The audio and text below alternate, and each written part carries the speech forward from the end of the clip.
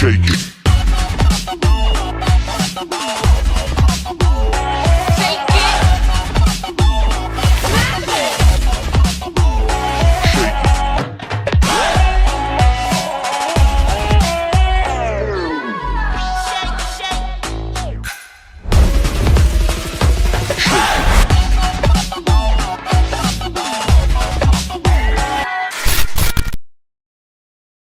Shri ಮಲಬನ್ನವರ್ sir ಅವರಿಗೆ ತುಂಬು ಹೃದಯದ ಧನ್ಯವಾದಗಳು.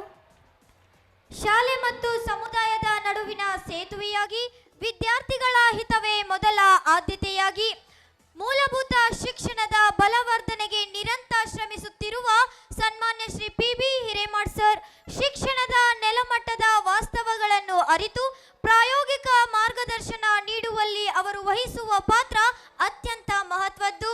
ಇಂತಹ ಕಾರ್ಯತತ್ಪರ ವ್ಯಕ್ತಿತ್ವದ ಅನುಭವದ ಮಾತುಗಳು ನಮ್ಮ ಶಾಲಾ ಸಮುದಾಯಕ್ಕೆ ಹೊಸ ಚೈತನ್ಯ ತುಂಬಲಿವೆ.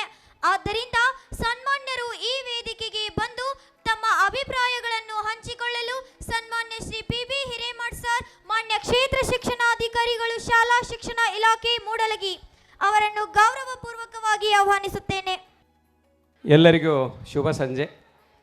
ವಿದ್ಯೆಯ ಅತಿದೇವತೆ ಶಾರದಾದೇವಿ ಅಡಿದಾವರಗಳಲ್ಲಿ ವಂದಿಸ್ತಾ ಈ ಒಂದು ಜ್ಞಾನಗಂಗೋತ್ರಿ ಆಂಗ್ಲ ಮತ್ತು ಕನ್ನಡ ಮಾಧ್ಯಮದ ಪ್ರಾಥಮಿಕ ಹಾಗೂ ಪ್ರೌಢಶಾಲೆಯ 13ನೇ ವಾರ್ಷಿಕ ಸ್ನೇಹ ಸಮ್ಮೇಳನ ಹಾಗೂ ಬಹುಮಾನ ವಿತರಣಾ ಸಮಾರಂಭ ಸ್ಪಂದನ ಕಾರ್ಯಕ್ರಮದ ವೇದಿಕೆಯಲ್ಲಿ ಅಧ್ಯಕ್ಷತೆಯನ್ನು ವಹಿಸಿಕೊಂಡಿರತಕ್ಕಂತಹ ಈ ಸಂಸ್ಥೆಯ ಅಧ್ಯಕ್ಷರೂ ಆಗಿರತಕ್ಕಂಥ ಹಿರಿಯರಾಗಿರ್ತಕ್ಕಂಥ ಶ್ರೀಯುತ ಶಿವಪುತ್ರ ಗುಂಡಪ್ಪಗೋಳವರವರೇ, ವೇದಿಕೆ ಮೇಲೆ ನನ್ನೊಂದಿಗೆ ಅತಿಥಿ ಸ್ಥಾನವನ್ನು ಹಂಚಿಕೊಂಡಿರ್ತಕ್ಕಂತಹ ಇಲ್ಲಿಯವರೆಗೆ ತಮ್ಮೆಲ್ಲರಿಗೆ ಅನುಭವದ ಸ್ಫೂರ್ತಿಯ ಮಾತುಗಳನ್ನು ಆಡಿರ್ತಕ್ಕಂತಹ ಆತ್ಮೀಯರಾಗಿರ್ತಕ್ಕಂತಹ ನಮ್ಮ ಅಕ್ಷರ ದಾಸೋಹದ ಸಹಾಯಕ ನಿರ್ದೇಶಕರಾಗಿರ್ತಕ್ಕಂತಹ ಶ್ರೀಯುತ ಅಶೋಕ್ ಮಲಬನ್ನವರ್ ಸರ್ ಅವರೇ, ವೇದಿಕೆ ಮೇಲೆ ಅತಿಥಿ ಸ್ಥಾನವನ್ನು ಅಲಂಕರಿಸಿರ್ತಕ್ಕಂತಹ ಈ ಒಂದು ಗ್ರಾಮದ ಹಾಲಿ ಹಾಗೂ ಮಾಜಿ ಗ್ರಾಮ ಪಂಚಾಯಿತಿ ಸದಸ್ಯರು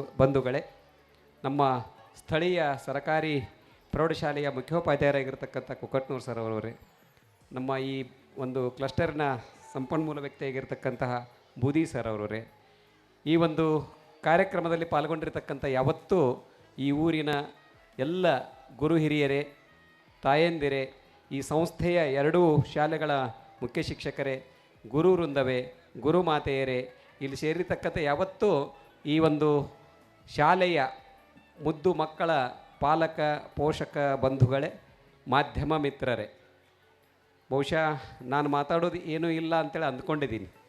ಒಂದೇನು ನಾನು ಇಲ್ಲಿ ಬಂದ ಮೇಲೆ ವೇದಿಕೆ ಮೇಲೆ ನೋಡಿದ್ದೀನಿ ಅಂತಂದರೆ, ಐಶ್ವರ್ಯ ಅಂತಕ್ಕಂಥ ಮಗು ಮಾತಾಡ್ತಿತ್ತಲ್ಲ, ನಾ ಮಲಬನ್ನವ್ರ ಸರಿಗೆ ಹೇಳಿದೆ, ನಮಗಿಂತ ಚಂದ ಅವಳ ಮಾತಾಡತ್ತೇಳ, ಅವಳ ಮುಂದುವರಿಸಿದ್ರೆ ಚಂದ ಇರ್ತದ ಅಂತಕ್ಕಂಥ ಮಾತನ್ನು. ಬಹುಶಃ ಇದನ್ನು ಯಾಕೆ ಹೇಳ್ತಾ ಇದ್ದೀನಿ ಅಂತಂದರೆ, ಈ ಶಾಲೆಯಲ್ಲಿ 5ನೇ ತರಗತಿವರೆಗೆ ಕಲಿತು ನವೋದಯ ವಿದ್ಯಾಲಯಕ್ಕೆ ಸೆಲೆಕ್ಷನ್ ಆಗಿ ಅವಳು ಫಸ್ಟ್ ಇಯರ್ PUC ಓದ್ತಿದ್ದಾಳೆ ಅಂತಕ್ಕಂಥದ್ದನ್ನು ಕೇಳಿದ್ದೀವಿ.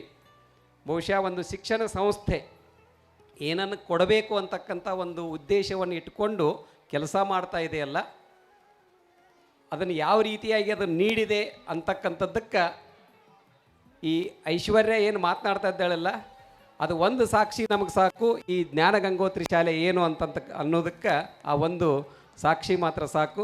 ಈ ವೇದಿಕೆ ಅದಕ್ಕೆ ಸಾಕ್ಷಿ ಅಂಥೇಳಿ ಈ ಸಂದರ್ಭದಲ್ಲಿ ನಾನು ಹೇಳ ಬಯಸ್ತೀನಿ. ಯಾಕಂದರೆ ಬರೀ ಶಿಕ್ಷಣ ಅಂತಂದ್ರೆ 4 ಅಕ್ಷರಗಳನ್ನು ಕಲಿತು 4 ಅಂಕಗಳನ್ನು ತೆಗೆದುಕೊಂಡು ಅಥವಾ 100ಕ್ಕೆ 100 ಅಂಕಗಳನ್ನು ತೆಗೆದುಕೊಂಡ್ರೆ ಅದು ಸಂಪೂರ್ಣವಾಗಿರತಕ್ಕಂಥ ವಿದ್ಯೆ ಅನಿಸೋದಿಲ್ಲ. ಅದು ಮಗುವಿನ ಸರ್ವತೋಮುಖ ಬೆಳವಣಿಗೆ ಯಾವಾಗ ಆಗ್ತದನೋ, ಆ ಮಗುವಿನ ಸರ್ವತೋಮುಖ ಬೆಳವಣಿಗೆಗೆ ಏನೇನು ಬೇಕು ಅದನ್ನು ಯಾವಾಗ ಪೂರೈಸ್ತದನೋ ಯಾವ ಸಂಸ್ಥೆ ಅಥವಾ ಯಾವ ಶಾಲೆ, ಅದು ಮಾತ್ರ ನಿಜವಾಗಿರ್ತಕ್ಕಂಥ ಶಿಕ್ಷಣ ಸಂಸ್ಥೆ.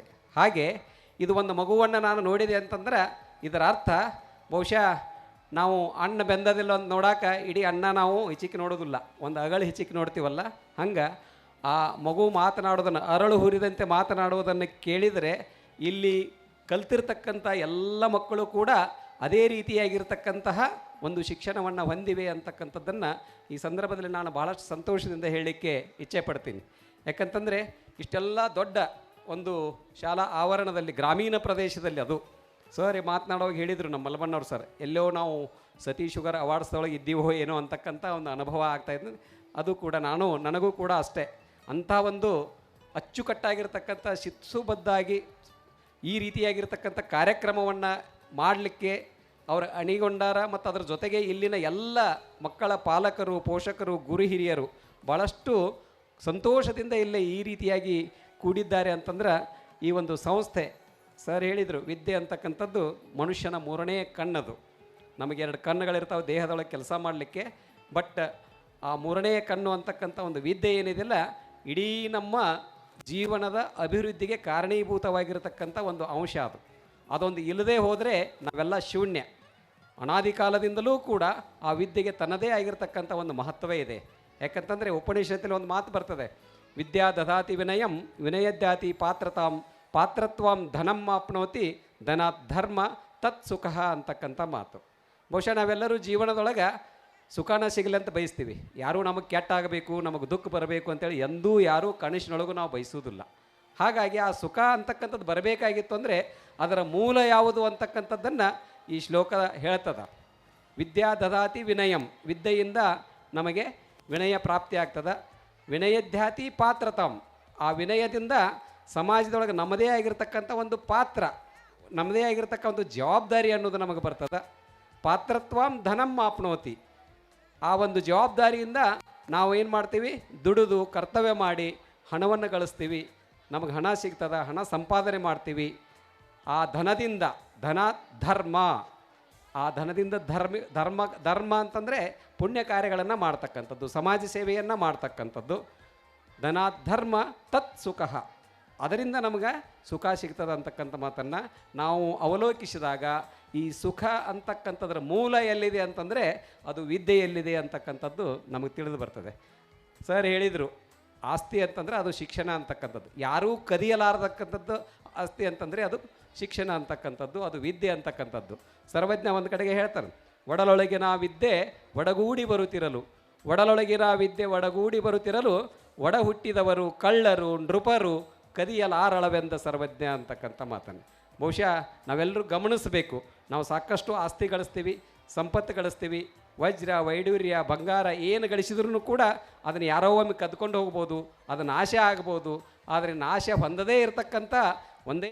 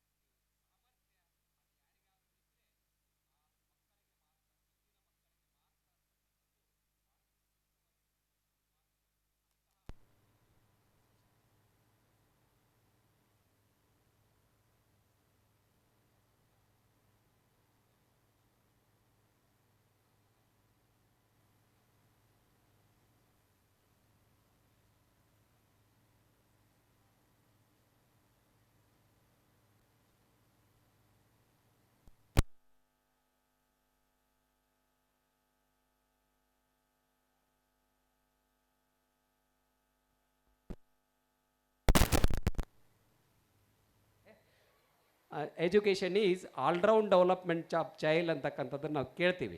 ಮಗು ಬರೇ ಬೌದ್ಧಿಕವಾಗಿ ಬೆಳೆದು 100ಕ್ಕೆ 100 ಅಂಕಗಳನ್ನು ತೆಗೆದುಕೊಂಡ್ರೆ ಸಾಲದು. ಮಗು ಬೌದ್ಧಿಕವಾಗಿ ಬೆಳಿಬೇಕು, ಮಾನಸಿಕವಾಗಿ ಬೆಳಿಬೇಕು, ಶಾರೀರಿಕವಾಗಿ ಬೆಳಿಬೇಕು, ಭಾವನಾತ್ಮಕವಾಗಿ ಬೆಳಿಬೇಕು. ಆ ಭಾವನಾತ್ಮಕ ಬೆಳವಣಿಗೆ ಏನಿದೆಯಲ್ಲ, ಮಕ್ಕಳಲ್ಲಿರ್ತಕ್ಕಂತಹ ಮೌಲ್ಯಗಳನ್ನು ತುಂಬುವುದಕ್ಕೆ ಭಾಳಷ್ಟು ಪ್ರಮುಖವಾಗಿರ್ತಕ್ಕಂಥ ಒಂದು ಕ್ಷೇತ್ರ ಅದು.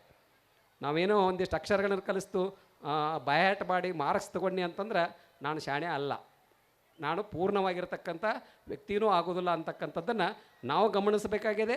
ಅದರ ಜೊತೆಗೆ ಪಾಲಕರು ಕೂಡ ಅದರ ಕಡೆ ಒಂದಿಷ್ಟು ಲಕ್ಷ್ಯ ಕೊಡಬೇಕಾಗಿದೆ. ಯಾಕಂತಂದರೆ ಇವತ್ತು ಅನಾದಿ ಕಾಲದಿಂದ ನಾವು ನೋಡಿದಾಗ ಕುಟುಂಬವೇ ಏನಾಗಿತ್ತು, ಮೊದಲ ಪಾಠಶಾಲೆಯಾಗಿತ್ತು. ಮನೆಯ ಮೊದಲ ಪಾಠಶಾಲೆ, ಜನನಿ ತಾನೇ ಮೊದಲ ಗುರು, ಜನನಿಯಿಂದ ಪಾಠ ಕಲಿತ ಜನರೇ ಧನ್ಯರು ಅಂತಕ್ಕಂಥದ್ದನ್ನು ನಾವು ಜಾನಪದದಲ್ಲಿ ಕೇಳಿದ್ದೀವಿ. ಯಾಕಂದರೆ ಹುಟ್ಟಿದಾಕ್ಷಣ 6 ವರ್ಷದವರೆಗೆ ಮಗು ಮನೆಯಲ್ಲಿರುವುದರಿಂದ ಅವರಿಗೆ ಸಂಸ್ಕಾರವನ್ನು ಮನೆಯಲ್ಲಿಯೇ ನೀಡಬೇಕಾಗ್ತದೆ, ಮನೆಯಲ್ಲಿಯೇ ಕೊಡಬೇಕಾಗ್ತದೆ. ಇವತ್ತೇನಾಗಿದೆ ಅಂತಂದ್ರೆ ಕಾಲ ಬದಲಾದಂತೆ, ತಂತ್ರಜ್ಞಾನ ಬೆಳವಣಿಗೆಯಾದಂತೆ, ವಿಜ್ಞಾನ ಬೆಳವಣಿಗೆಯಾದಂತೆ ನಾವು 3 ವರ್ಷಕ್ಕೋ 4 ವರ್ಷಕ್ಕೋ ಮಕ್ಕಳನ್ನು ಶಾಲೆಗೆ ಕಳಿಸ್ತೀವಿ. ಅದಕ್ಕೆ ಕಾರಣವೂ ಇದೆ. ಯಾಕಂತಂದರೆ ನಾವೆಲ್ಲರೂ ಕೂಡ ಬಿಜಿಯಾಗಿ ಬಿಟ್ಟಿದ್ದೀವಿ. ಈಗ ಆ ಮಕ್ಕಳ ಬದುಕಿಗಾಗಿಯೇ ನಾವು ನಮ್ಮ ಜೀವನವನ್ನು ಸವಿಸ್ತಾ ಇದ್ದೀವಿ. ಆದರೆ ಅದರ ಬಗ್ಗೆ ಮಕ್ಕಳ ಬದುಕಿಗಾಗಿ ನಾವು ಜೀವನವನ್ನು ಸವಿಸ್ತಾ ಇದ್ದೀವಿ ಅಂತಕ್ಕಂಥದ್ರ ನಡುವೆಯೂ ಕೂಡ ಮಕ್ಕಳಿಗಾಗಿ ಆಸ್ತಿ ಮಾಡಬೇಡಿ, ಮಕ್ಕಳನ್ನೇ ಆಸ್ತಿಯನ್ನಾಗಿ ಮಾಡಿ ಅಂತಕ್ಕಂಥ ಒಂದು ಮಾತಿದೆ. ಹಾಗಾಗಿ ಅಂತಹ ಆಸ್ತಿವಂತ ಮಕ್ಕಳನ್ನು ನಾವು ಇವತ್ತು ಮಾಡಬೇಕಾಗಿದೆ. ಸಂಪದ್ಭರಿತವಾಗಿರತಕ್ಕಂಥ ಮಕ್ಕಳನ್ನು ಇವತ್ತು ತಯಾರು ಮಾಡಬೇಕಾಗಿದೆ. ಅಂತಹ ಒಂದು ಜವಾಬ್ದಾರಿಯನ್ನು ಈ ಜ್ಞಾನಗಂಗೋತ್ರಿ ಶಾಲೆ ಇವತ್ತು ಹೊತ್ತುಕೊಂಡಿದೆ. ಸರ್ ಹೇಳಿದ್ರು ಮಾತನಾಡುವಾಗ, ಇಷ್ಟು ಇನ್ವೆಸ್ಟ್ಮೆಂಟ್ ಮಾಡಿ ಕೋಟಿಗಟ್ಟಲೆ ಇನ್ವೆಸ್ಟ್ಮೆಂಟ್ ಮಾಡಿ ಅವ್ರು ಬೇಕಾದಷ್ಟು ಗಳಿಸ್ಬೋದಾಗಿತ್ತು. ಆದರೆ ಹೇಳಿದ್ನಲ್ಲ, ಯಾರೂ ಕದಿಯಲಾರತಕ್ಕಂಥದ್ದು, ನಾಶವಾಗಲಾರದಿರ್ತಕ್ಕಂಥ ಸಂಪತ್ತು ಅದು ವಿದ್ಯೆ, ಅದು ಶಿಕ್ಷಣ ಅಂತಕ್ಕಂಥದ್ದು. ಅಂತಹ ಒಂದು ಸೇವಾ ಮನೋಭಾವನದಿಂದ, ಸಮರ್ಪಣಾ ಮನೋಭಾವದಿಂದ ಇವತ್ತು ಗುಂಡಪ್ಪಗಳವರು ಈ ಗ್ರಾಮೀಣ ಪ್ರದೇಶದ ಎಲ್ಲ ಮಕ್ಕಳಿಗೂ ಕೂಡ ಉತ್ತಮವಾಗಿರ್ತಕ್ಕಂಥ ಗುಣಮಟ್ಟದ ಶಿಕ್ಷಣ ಲಭಿಸಬೇಕು. ಅದರ ಜೊತೆಗೆ ಉತ್ತಮವಾಗಿರ್ತಕ್ಕಂಥ ಮೌಲ್ಯಗಳನ್ನು ಬಿತ್ತುವುದರೊಂದಿಗೆ, ಈಗಾಗಲೇ ಕೇಳಿದ್ದೀವಿ, ಆ ಮೌಲ್ಯಗಳಿಗೆ ಹೆಂಗೆ ಸಿಗ್ತಾವಂತಂದ್ರೆ ಮಕ್ಕಳಲ್ಲೇನು ಆಟೋಟ ಮಾಡಿಕೊಂಡು ಆಡ್ಕೊತ ಸಾಂಸ್ಕೃತಿಕ ಚಟುವಟಿಕೆಗಳಲ್ಲಿ ಭಾಗವಹಿಸ್ತಾ ಪರಸ್ಪರ ಸಹಕಾರದಿಂದ ಇರ್ತಾವಲ್ಲ, ಅದರ ಮೂಲಕ ಅವುಗಳನ್ನು ಕಲಿತಾವೆ. ಸುಮ್ಮನೆ 4 ಗೋಡೆಗಳ ಮಧ್ಯದಲ್ಲಿ ಕುಳಿತು ಬರೀ ಪಾಠ ಕಲಿಸಿ ಬಾಯಾಟ್ ಮಾಡಿ ಮಾರ್ಕ್ಸ್ ತಗೋ ಅಂತಂದ್ರೆ ಅದು ಆಗೋದಿಲ್ಲ. ಇನ್ನುಳಿದಂತಹ ಎಲ್ಲ ಚಟುವಟಿಕೆಗಳನ್ನು ನಾವು ಮಕ್ಕಳಿಗೆ ಯಾವಾಗ ಕೊಡ್ತೀವಲ್ಲ ಆವಾಗ ಆ ಮಕ್ಕಳ ಸರ್ವಾಂಗೀಣ ವ್ಯಕ್ತಿತ್ವ ಬೆಳವಣಿಗೆ ಆಗ್ತದೆ. ಅಂಥ ಚಟುವಟಿಕೆಗಳನ್ನು ನೋಡಿರಿ, ವರ್ಷವಿಡೀ ಮಾಡಿಕೊಂಡು ಬಂದಿರ್ತಾರೆ ಅವರು ಶಾಲೆಯೊಳಗೆ. ಇವತ್ತು ಅದರದ್ದು ಒಂದು ಇಡೀ ವರ್ಷದ ಒಂದು ಇಡೀ ಏನು ಅವ್ರು ಮಾಡಿಕೊಂಡು ಬಂದಿರತಕ್ಕಂಥ ಕಾರ್ಯಕ್ರಮದ ಎಲ್ಲವನ್ನೂ ಕೂಡ ಆಗ ಅವ್ರು ಅಷ್ಟೇ ನೋಡಿರ್ತಾರೆ. ಇವತ್ತು ನೀವೆಲ್ಲರೂ ನೋಡಬೇಕು, ನಿಮ್ಮ ಮಕ್ಕಳ ಪ್ರತಿಭೆಗಳನ್ನು, ನಿಮ್ಮ ಮಕ್ಕಳ ಕೌಶಲ್ಯಗಳನ್ನು ನೀವೆಲ್ಲರೂ ನೋಡಬೇಕು ಅಂತಕ್ಕಂಥ ನಿಟ್ಟಿನೊಳಗೆ ಇಂತಹ ಒಂದು ವೇದಿಕೆಯನ್ನು ಇಲ್ಲಿ ಅವರು ತಯಾರು ಮಾಡಿದ್ದಾರೆ.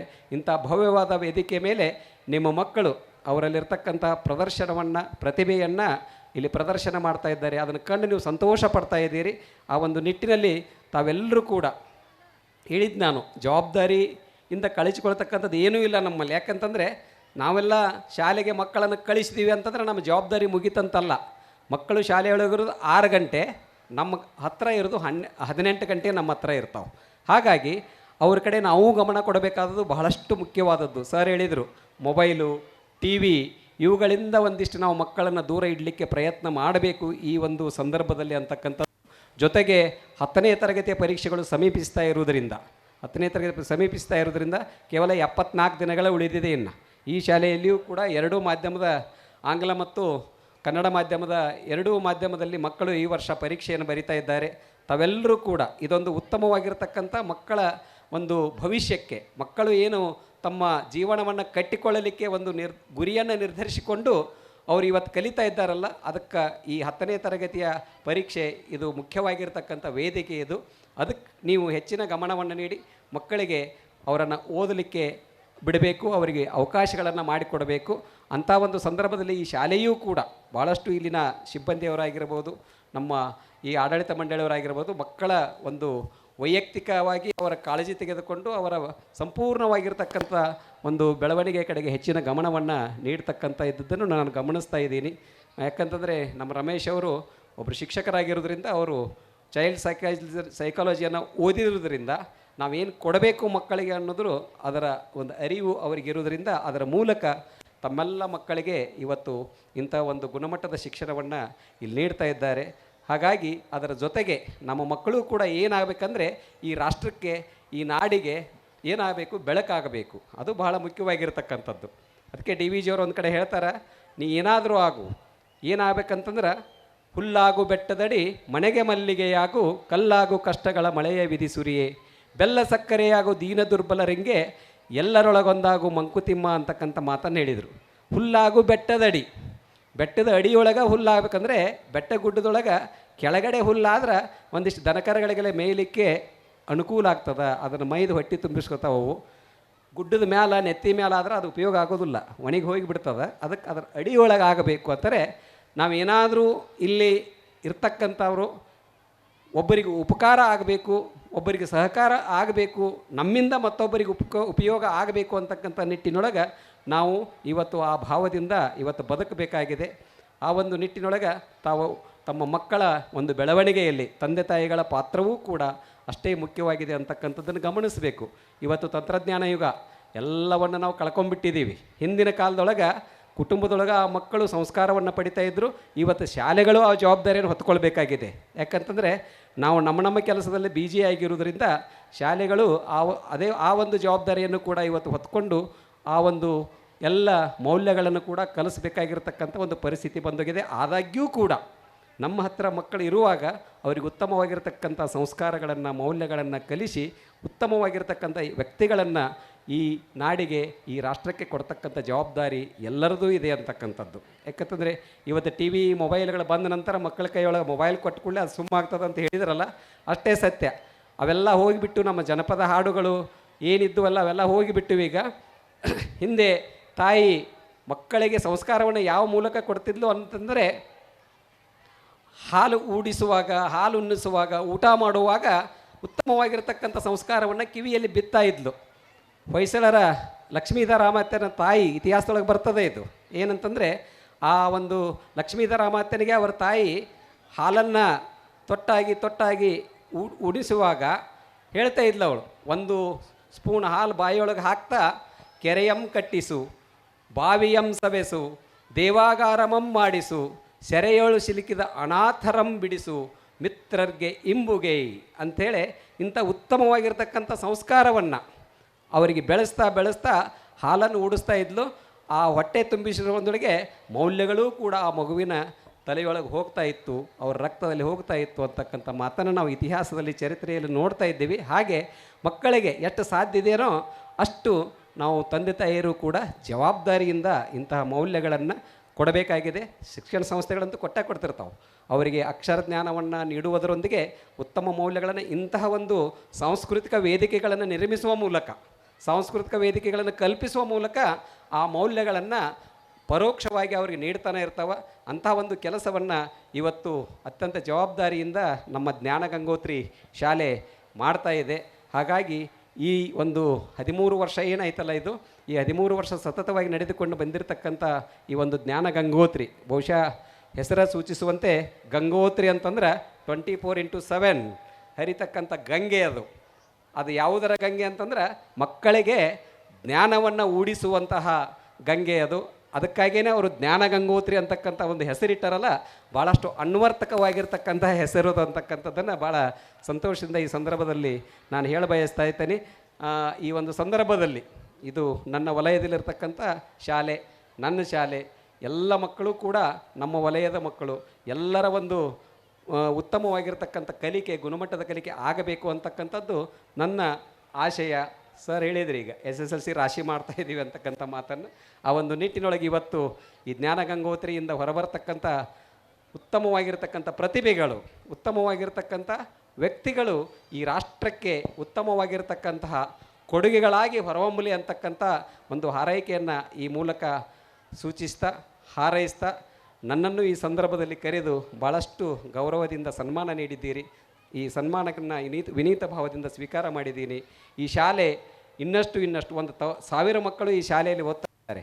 ಸಣ್ಣದಲ್ಲ ಇದು, 1000 ಮಕ್ಕಳು ಗ್ರಾಮೀಣ ಪ್ರದೇಶದೊಳಗೆ ಇಂಥ ಒಂದು ಸಂಸ್ಥೆಯೊಳಗೆ ಓದ್ತಾ ಇದ್ದಾರೆ ಅಂತಂದ್ರೆ, ಮಕ್ಕಳು ಅದನ್ನು ಭಾಳಷ್ಟು ಪಾಲಕರು ವಿಶ್ವಾಸದಿಂದ ಈ ಸಂಸ್ಥೆಗೆ ತಮ್ಮ ಮಕ್ಕಳನ್ನು ಕಳಿಸಿದ್ದಾರೆ ಅಂತಂದರೆ, ತಾವು ಕೂಡ ಅದೇ ವಿಶ್ವಾಸದಿಂದ ಕಾರ್ಯವನ್ನು ಇಲ್ಲಿ ನಿರ್ವಹಿಸ್ತಾ ಇದ್ದೀರಿ ಅನ್ನೋದು ನಮಗೆ ಕಂಡು ಬರ್ತದೆ. ಆ ನಿಟ್ಟಿನೊಳಗೆ ಈ ಸಂಸ್ಥೆಗೆ ಇನ್ನಷ್ಟು ಉತ್ತರೋತ್ತರವಾಗಿ ಅಭಿವೃದ್ಧಿ ಹೊಂದಲಿ. ಇನ್ನಷ್ಟು ಮಕ್ಕಳಿಗೆ, ಸಾವಿರಾರು ಮಕ್ಕಳಿಗೆ, ಲಕ್ಷಾಂತರ ಮಕ್ಕಳಿಗೆ ಉತ್ತಮವಾಗಿರ್ತಕ್ಕಂತಹ ಒಂದು ವಿದ್ಯೆಯನ್ನು ಈ ಜ್ಞಾನ ಗಂಗೋತ್ರಿ ಧಾರೆ ಎರಿತಕ್ಕಂಥ ಶಕ್ತಿಯನ್ನು ಈ ಆಡಳಿತ ಮಂಡಳಿಯವರಿಗೆ, ಶಿಕ್ಷಕರಿಗೆ, ಗುರುಮಾತೆಯರಿಗೆ ನೀಡಲಿ ಅಂತಕ್ಕಂಥ ಒಂದು ಆಶಯವನ್ನು ವ್ಯಕ್ತಪಡಿಸ್ತಾ, ನನ್ನನ್ನು ಕರೆದು ಸನ್ಮಾನಿಸಿ 2 ಮಾತುಗಳನ್ನು ತಮ್ಮ ಜೊತೆ ಹಂಚಿಕೊಳ್ಳಿಕ್ಕೆ ಅವಕಾಶ ನೀಡಿರ್ತಕ್ಕಂಥ ಎಲ್ಲರಿಗೂ ಧನ್ಯವಾದಗಳನ್ನು ಅರ್ಪಿಸ್ತಾ 2 ಮಾತುಗಳಿಗೆ ವಿರಾಮ ನೀಡ್ತೀನಿ. ಜೈ ಹಿಂದ್, ಜೈ ಕರ್ನಾಟಕ.